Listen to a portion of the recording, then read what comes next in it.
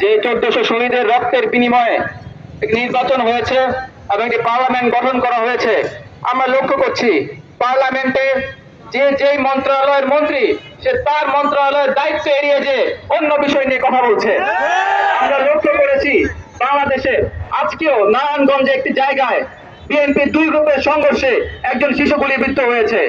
আমরা লক্ষ্য করেছি দীর্ঘদিন যারা গুম খুন নিয়ে কাজ করে যাচ্ছে, গুম খুনের বিরুদ্ধে কাজ করে যাচ্ছে, সে মানবাধিকার কর্মীদের উপরে ছাত্র দলের সন্ত্রাসীরা হামলা করেছে। কি উপস্থিতি আমরা লক্ষ্য করেছি আজকে যদি আপনারা রাস্তার পাশে খেয়াল করে দেখেন আমাদের বাইকার ভাইরা তেলের জন্য ঘন্টার পর ঘন্টা লাইনে দাঁড়িয়ে আছে, কিন্তু দুঃখের বিষয় জ্বালানি মন্ত্রী তা অস্বীকার করছে। আমরা লক্ষ্য করছি বাংলাদেশের প্রত্যন্ত অঞ্চলে কৃষক ভাইরা ডিজেলের অভাবে কৃষি কাজ করতে পারছে না।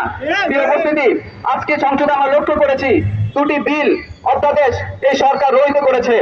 আপনারা জানেন যে সুপ্রিম কোর্টকে একটি আলাদা সচিবালয়ের আওতাধীন করার যে অধ্যাদেশ বিগত অন্তর্বর্তীকালীন সরকার জারি করেছিল, সেই অধ্যাদেশটি আজকের এই সংসদ থেকে বিল পাসের মাধ্যমে রহিত করা হয়েছে। আমরা লক্ষ্য করেছি আরেকটি অধ্যাদেশ মানবাধিকার কমিশনের যে অধ্যাদেশ 2009 সালের সেই আওয়ামী অধ্যাদেশকে আবারও ফিরে আনা হয়েছে। উপস্থিতি সংগ্রামী উপস্থিতি আজকের এই বিক্ষোভোত্তর সমাবেশে এর পর্যায়ে প্রধান অতিথির বক্তব্য রাখবেন বাংলাদেশ ইসলামী ছাত্র শিবিরের কেন্দ্রীয় কার্যকরী পরিষদের সদস্য, কেন্দ্রীয় মিডিয়া সম্পাদক, ছাত্র নেতা মোতাসিম বিল্লাহ শাহিদী ভাই। বক্তব্য রাখছেন মোতাসিম বিল্লাহ শাহিদী ভাই।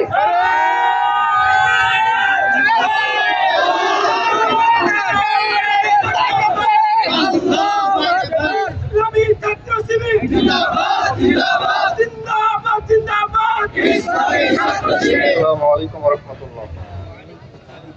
বিসমিল্লাহির রহমানির রহিম। আলহামদুলিল্লাহি রাব্বিল আলামিন ওয়াস সালাতু ওয়াস সালামু আলা রাসূলিহিল কারীম ওয়া আলা আলিহি ওয়া আসহাবিহি আজমাইন। গণভোটের গণরায় বাস্তবায়নের দাবিতে বাংলাদেশ ইসলামী ছাত্র শিবির ঢাকা মহানগর উত্তরের আয়োজনে আজকের বিক্ষোভ মিছিল উপস্থিত সম্মানিত নেতৃবৃন্দ, সম্মানিত সাংবাদিকবৃন্দ, সম্মানিত বিক্ষুব্ধ ছাত্র জনতা, বাংলাদেশ আজ এক ইতিহাসের সন্ধিক্ষণে দাঁড়িয়ে।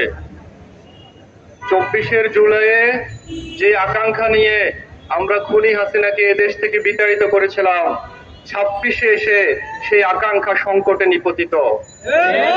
আজকে দেশে বিএনপি সরকারের ক্ষমতার উচ্চাকাঙ্ক্ষা এবং অব্যবস্থাপনার কারণে তীব্র জ্বালানি সংকট আমরা দেখছি।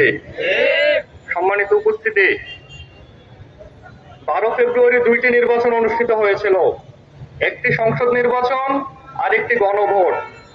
আমরা দেখি সংসদ নির্বাচনে বিএনপি জোট 51% ভোট পেয়ে ক্ষমতায় অধিষ্ঠিত হয়েছে, আর গণভোটে প্রায় 70% মানুষ হ্যাঁ পক্ষে ভোট দিয়েছে। 51% বেশি নাকি 70% বেশি? তারা 51% ভোট পেয়ে ক্ষমতায় অধিষ্ঠিত হয়ে 70% মানুষের ভোটকে এখন বৃদ্ধাঙ্গুলে দেখাতে চাচ্ছে। গণভোটের যে আকাঙ্ক্ষা, আজকে তারা সেই আকাঙ্ক্ষাকে অস্বীকার করছে। আমরা যখন ঐক্যমত্য কমিশনের মিটিং গুলো হচ্ছিল, তখন আমরা দেখেছি যে এখনকার স্বরাষ্ট্রমন্ত্রী ওই সময় গণভোটের প্রস্তাব দিয়েছিলেন। এখনকার প্রধানমন্ত্রী নির্বাচনী প্রচারণার সময় গণভোটে হ্যাঁ ভোট দিতে বলেছিলেন, কিন্তু ক্ষমতায় অধিষ্ঠিত হয়ে এই সরকার গণভোটকে অসাংবিধানিক বলছে। যখন আপনারা গণভোটের কথা বলেছিলেন, যখন হ্যাঁ ভোটের কথা বলেছিলেন, তখন কি গণভোট অসাংবিধানিক ছিল না? মূলত বিএনপি দ্বিচারী রাজনীতি করছে। বিএনপির এই দ্বিচারিতার রাজনীতির কারণে বাংলাদেশ এখন সংকটে পড়েছে। সম্মানিত উপস্থিতি, বিএনপি সরকার গুম প্রতিরোধ সংক্রান্ত অধ্যাদেশ, পুলিশ, বিচার বিভাগ, দুদক, এরকম গুরুত্বপূর্ণ সংস্কারগুলোর সাথে সম্পর্কিত অধ্যাদেশগুলোর ব্যাপারে এখন যে অবস্থান নিচ্ছে, সে অবস্থান আমাদেরকে শঙ্কিত করছে। যদি এই অধ্যাদেশগুলো বাতিল হয়, বাংলাদেশ আবার আগের সেই গুম খুনের যে রাজত্ব ছিল, সেই অন্ধকার দিনে ফিরে যাবে। সেই অন্ধকার দিনের জন্য কি জুলাইয়ের শহীদরা রক্ত দিয়েছিলেন? আমরা সেই অন্ধকার দিন চাই না। সেজন্য আমরা সরকারকে উদাত্তভাবে আহ্বান জানাতে চাই, আপনারা আপনাদের দ্বিমুখী আচরণ পরিহার করে অনতিবিলম্বে গণভোটে যে শর্তগুলোর আলোকে হ্যাঁতে ভোট দিয়ে হ্যাঁকে বিজয়ী করেছে, আপনারা সেই হ্যাঁ ভোটের আলোকে অক্ষরে অক্ষরে জুলাই সনদকে বাস্তবায়ন করুন। সম্মানিত উপস্থিতি, দেশকে এগিয়ে নিয়ে যাওয়ার জন্য শিক্ষা হচ্ছে সবচেয়ে গুরুত্বপূর্ণ খাত। নির্বাচিত সরকার আসার পরে শিক্ষার ব্যাপারে বেশি গুরুত্ব দেবে, এটা হচ্ছে আমাদের প্রত্যাশা। কিন্তু আমরা এখন দেখছি জ্বালানি সংকটের অজুহাতে সরকার 3 দিন শিক্ষা প্রতিষ্ঠানগুলো বন্ধ করে দিতে যাচ্ছে। 3 দিন অনলাইনে আর 3 দিন নাকি অফলাইনে ক্লাস হবে। বাংলাদেশের সকল ফ্যামিলিতে কি এখনো স্মার্টফোনের অ্যাক্সেস আছে? যারা দরিদ্র পরিবারের সন্তান, তারা অনলাইনে কি করে ক্লাস করবে? সেটার সমাধান কি সরকারের কাছে আছে? মূলত এই অনলাইন ক্লাসের মাধ্যমে এদেশের শিক্ষা ব্যবস্থাকে আবার পঙ্গু করে দেয়া হচ্ছে। সম্মানিত উপস্থিতি, করোনার সময়ে শিক্ষা প্রতিষ্ঠানগুলো বন্ধ থাকার যে ধকল, সেটা এখনো দেশের শিক্ষা খাত কাটিয়ে উঠতে পারেনি। আবার যদি শিক্ষা প্রতিষ্ঠানগুলো অর্ধেক দিবসের জন্য বন্ধ হয়ে যায়, সপ্তাহের অর্ধেক সময় এভাবে বন্ধ থাকে, জাতি স্থায়ীভাবে ক্ষতিগ্রস্ত হবে। আমরা চাই না বাংলাদেশ এভাবে পঙ্গু হয়ে যাবে। সেজন্য সরকারকে আমরা দৃঢ়তার সাথে আহ্বান জানাতে চাই, আপনারা এই সিদ্ধান্ত বাস্তবায়ন থেকে বিরত হন।